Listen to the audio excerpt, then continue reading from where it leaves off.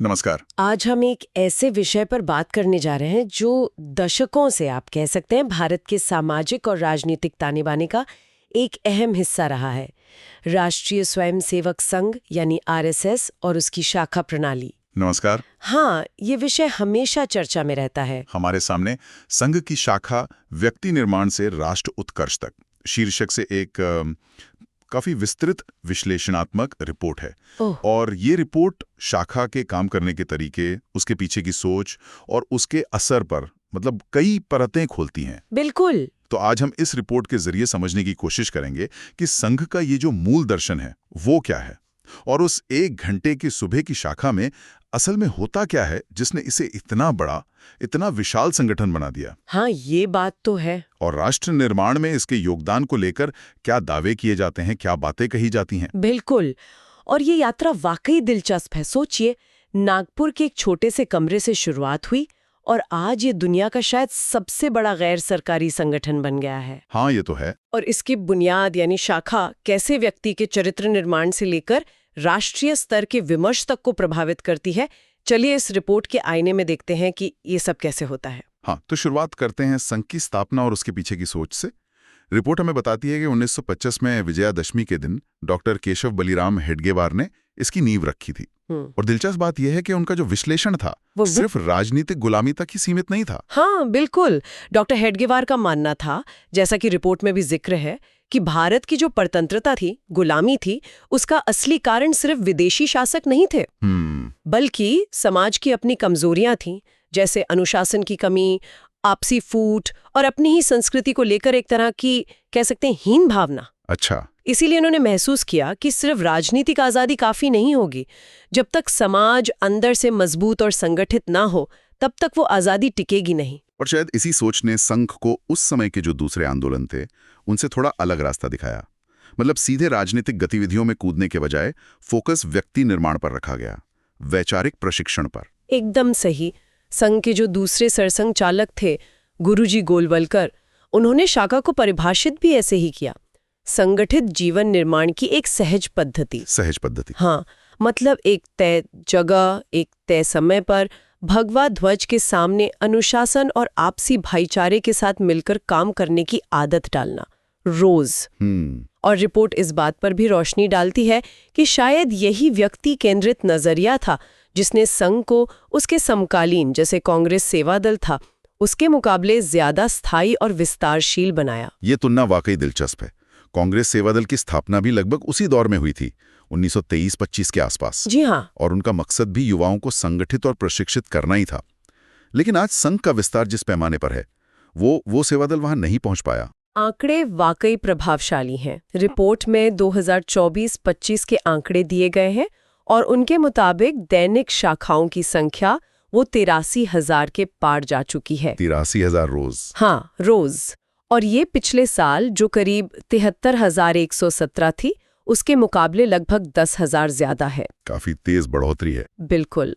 शताब्दी वर्ष यानी 2025 तक 1 लाख शाखाओं का लक्ष्य रखा गया था, तो ये उसके काफी करीब पहुंचते दिख रहे हैं। और ये तो सिर्फ रोज लगने वाली शाखा है ना? हाँ, ये दैनिक शाखाएं हैं। अगर साप्ताहिक मिलन और मासिक मंडलियों को भी जोड़ लें, जैसा रिपोर्ट बताती है, जी, तो कुल गतिविधियां वो तो 1,27,000 से भी ज्यादा हो जाती हैं। जी हाँ, कुल मिलाकर। और ये विस्तार सिर्फ भारत तक ही सीमित नहीं है। अच्छा। रिपोर्ट बताती है कि 40 से ज्यादा देशों में हिंदू स्वयंसेवक संघ के नाम से इसकी इकाइयां सक्रिय हैं। और भारत के अंदर भी एक खास बात जो रिपोर्ट बताती है, वो है ग्रामीण इलाकों पर खास ध्यान। करीब 30,000 से ज्यादा मंडलों में शाखाएं चल रही हैं। यानी गांवों तक पहुंच पड़ रही है। बिल्कुल। और युवाओं को जोड़ने का प्रयास भी साफ दिखता है। रिपोर्ट के मुताबिक 2012 से अब तक 12.5 लाख लोगों ने संघ की वेबसाइट जॉइन आरएसएस के जरिए जुड़ने में रुचि दिखाई है।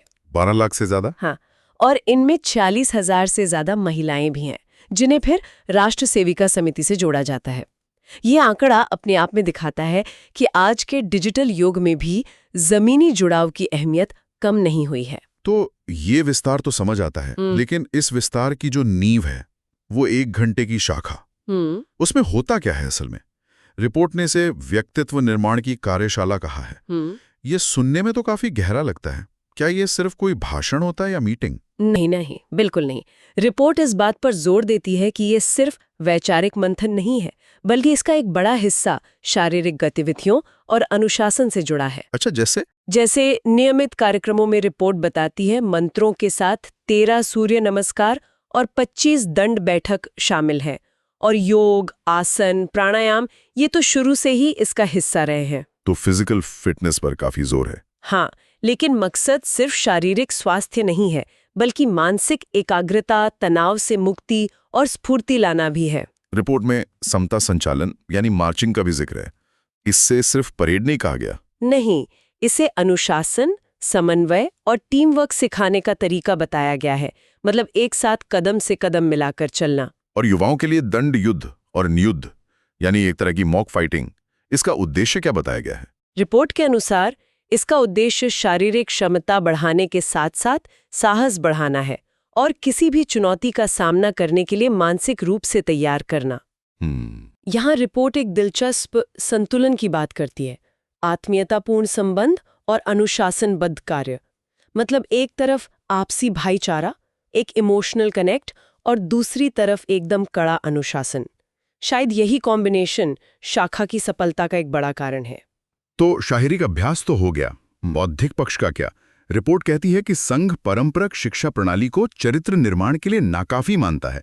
उसे मैकाले प्रेरित भी कहा गया है रिपोर्ट में। हाँ, संघ का ये मानना रहा है कि जो पारंपरिक शिक्षा है वो शायद हमें अपनी जड़ों से काटती है और चरित्र निर्माण पर उतना ध्यान नहीं देती। तो इस कमी को शाखा कैसे पूरा करती है? इसी कमी को पूरा करने के लिए शाखा में बौद्धिक चर्चाओं का बहुत अहम स्थान है।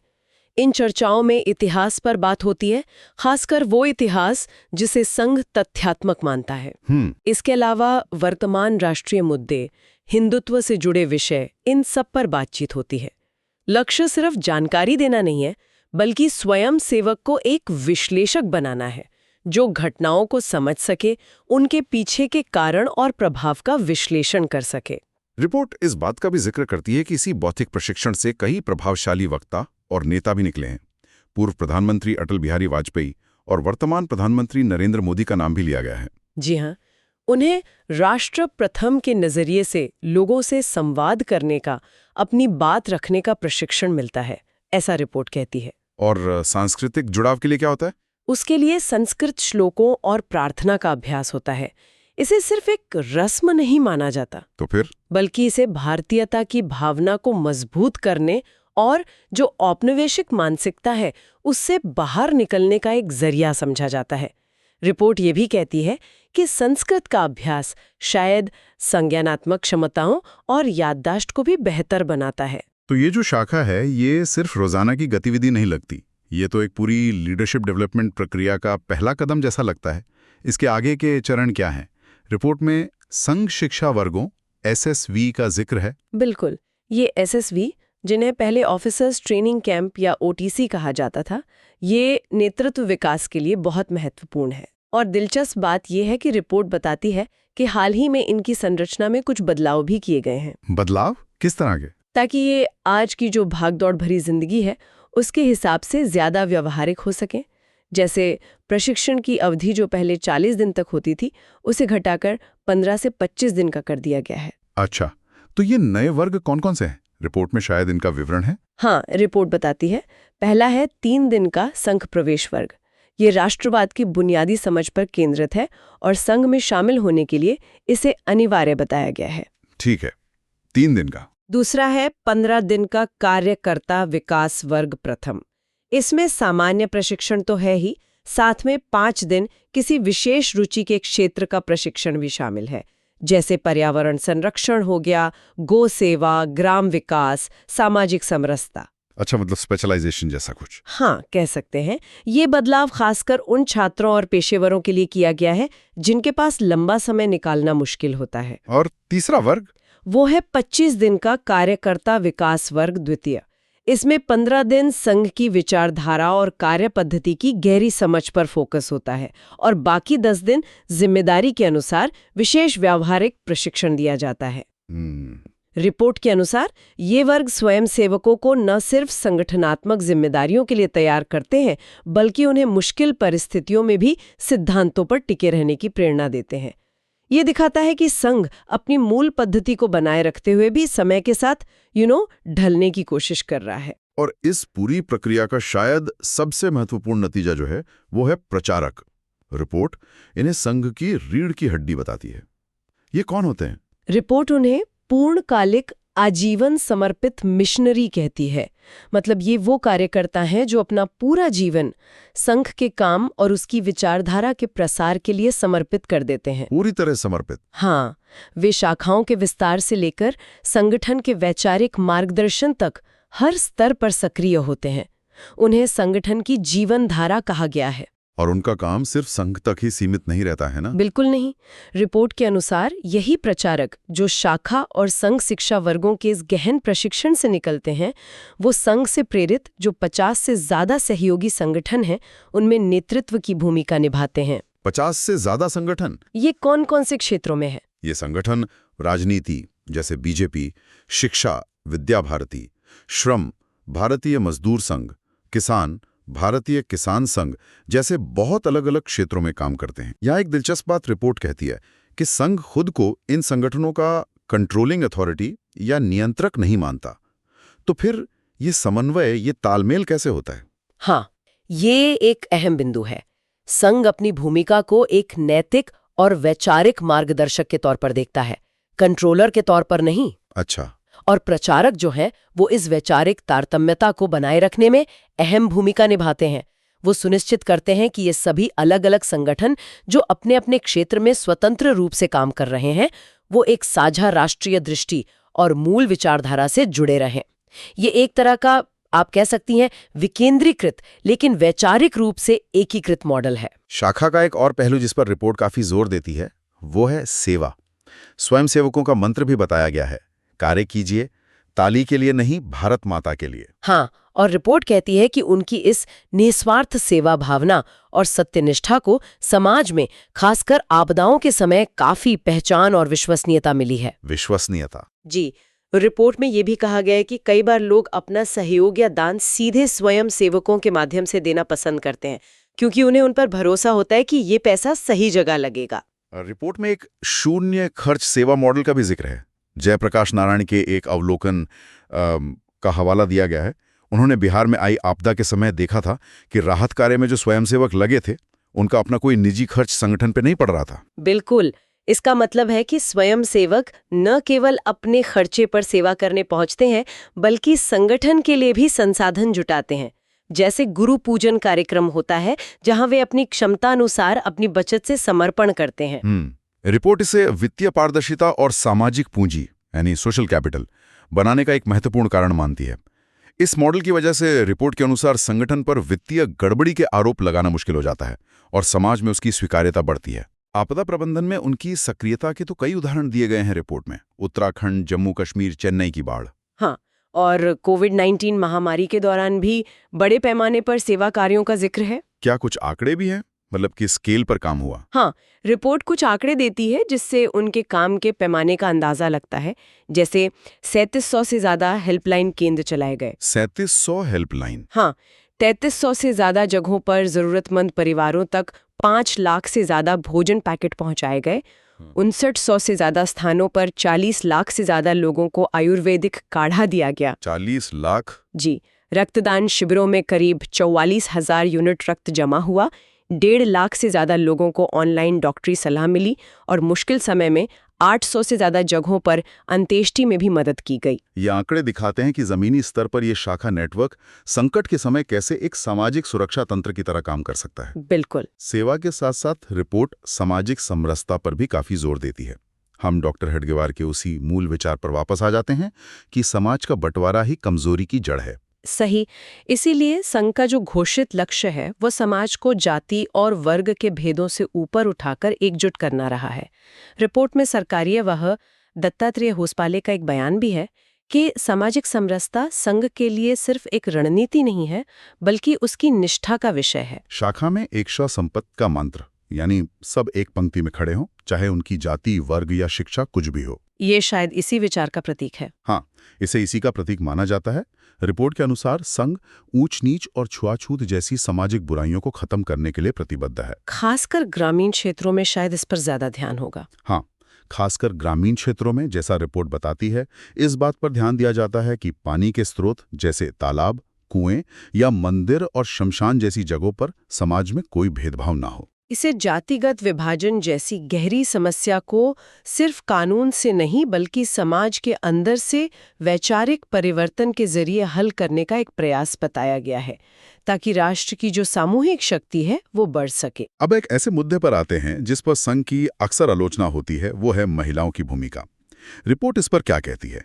क्या महिलाएं सीधी शाखाओं में भाग लेती हैं? रिपोर्ट इस आलोचना का संज्ञान लेती है और ये स्पष्ट करती है कि संघ की जो मुख्य शाखाएं हैं वो पुरुषों के लिए हैं, महिलाओं की सीधी भागीदारी उनमें नहीं होती है। तो फिर? लेकिन इसके जवाब में रिपोर्ट 1936 में स्थापित राष्ट्र सेविका समिति का उल्लेख करती है।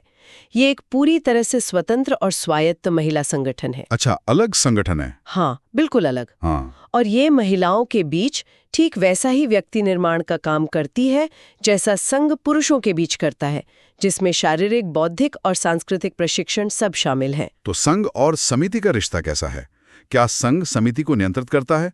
समानांतर? हाँ, वे एक दूसरे के काम में दखल नहीं देते, लेकिन जरूरत पड़ने पर एक दूसरे की मदद जरूर करते हैं। रिपोर्ट के अनुसार संघ का दृष्टिकोण ये है कि महिलाओं से जुड़े किसी भी बदलाव की पहल समिति को अपनी स्वायत्ता के तहत खुद करनी होगी।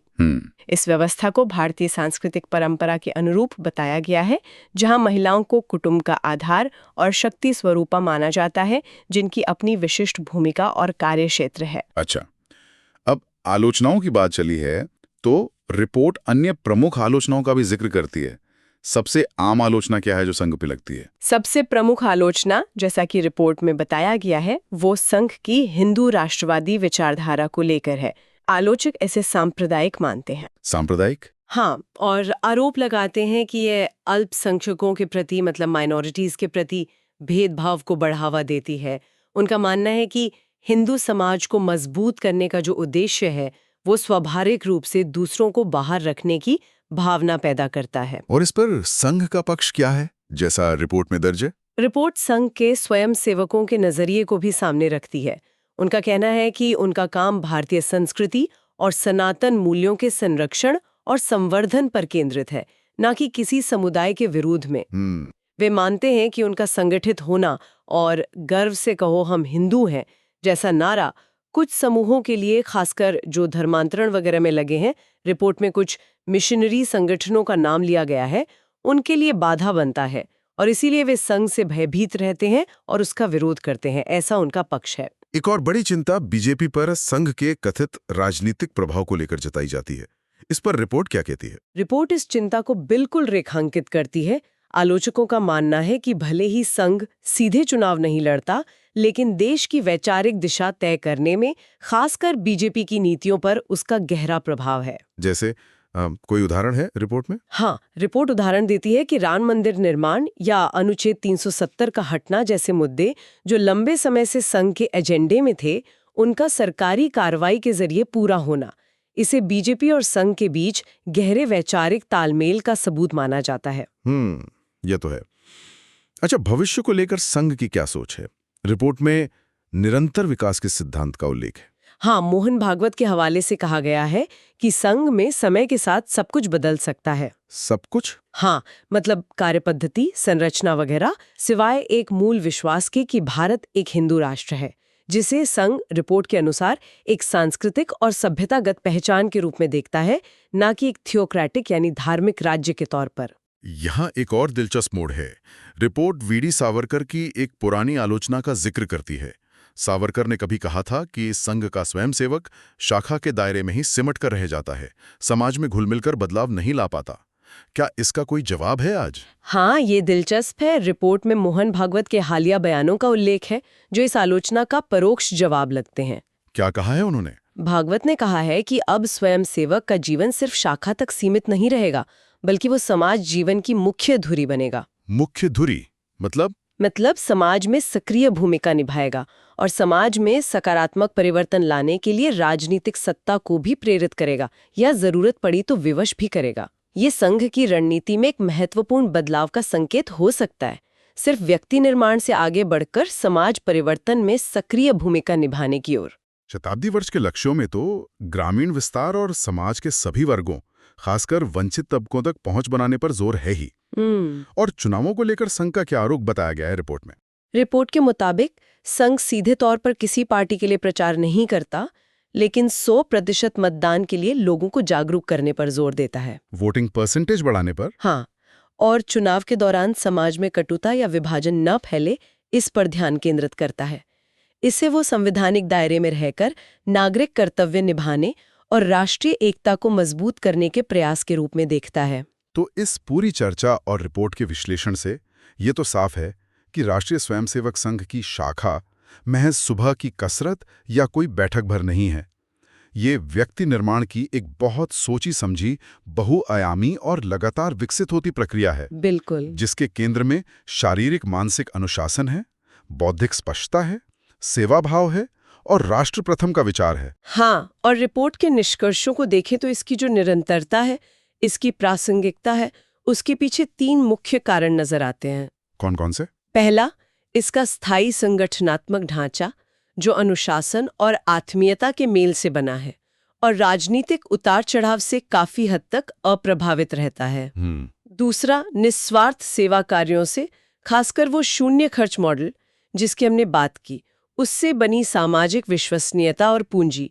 और तीसरा, प्रचारक प्रणाली के जरिए संघ से प्रेरित जो विभिन्न संगठन हैं, उनमें एक वैचारिक सामंजस्य बनाए रखना।